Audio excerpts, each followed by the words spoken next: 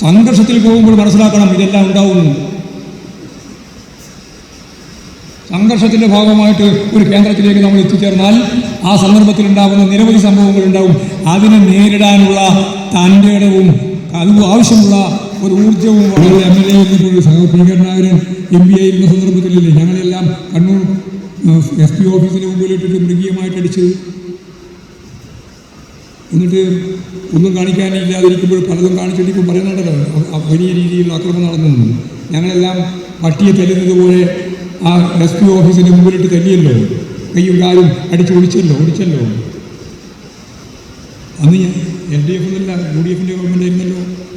മൊത്തം ആ കേസുമായിട്ട് ബന്ധപ്പെട്ടാണ് എത്രയെത്ര ആളുകൾ, എത്രയെത്ര പ്രവർത്തകരെ, എത്രയെത്ര സഖാക്കളെ, എത്രയെത്ര ഉന്നതരായ നേതാക്കളെ കടന്നാക്രമണത്തിന് വിധേയപ്പെടുത്തിയിട്ടുണ്ട് ഈ കേരളത്തിൽ. എന്നിട്ട് ഇപ്പോൾ ആദ്യം സംഭവിക്കുന്ന ഒരു പ്രധാനപ്പെട്ട പ്രശ്നം പോലെ സംഘർഷത്തിൽ പോകുമ്പോൾ മനസ്സിലാക്കണം ഇതെല്ലാം ഉണ്ടാവുന്നു. സംഘർഷത്തിൻ്റെ ഭാഗമായിട്ട് ഒരു കേന്ദ്രത്തിലേക്ക് നമ്മൾ എത്തിച്ചേർന്നാൽ ആ സന്ദർഭത്തിൽ ഉണ്ടാകുന്ന നിരവധി സംഭവങ്ങൾ ഉണ്ടാവും. അതിനെ നേരിടാനുള്ള തൻ്റെടവും അതും ആവശ്യമുള്ള ഒരു ഊർജ്ജവും വേണം. അയ്യോ എന്നെ അങ്ങനെ ആക്കി ഇങ്ങനെയാക്കി നിങ്ങൾ നടക്കുക. അതാ ഞാൻ പറഞ്ഞത്. വേപ്പട്ടിയെ തല്ലുന്നത് പോലെയാണ് ഞങ്ങളൊക്കെ തല്ലിയത്. അന്ന് ഞങ്ങളോടൊപ്പം അന്ന് MB ആയിരുന്ന അബ്ദുള്ള കുട്ടിയുണ്ട്.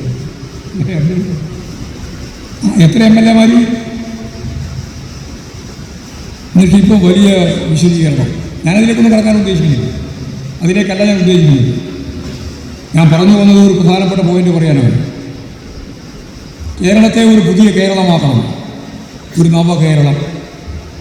അതിനിപ്പോൾ രണ്ടാമത്തെ ടേമാണ്. ഈ മൂന്നാമത്തെ ടേമിലേക്ക് കേരളത്തെ നയിച്ചുകൊണ്ടല്ലാതെ ഈ ചരിത്ര ദൗത്യം നിർവഹിക്കാൻ നമ്മുടെ മുമ്പിൽ വേറെ വഴിയില്ല.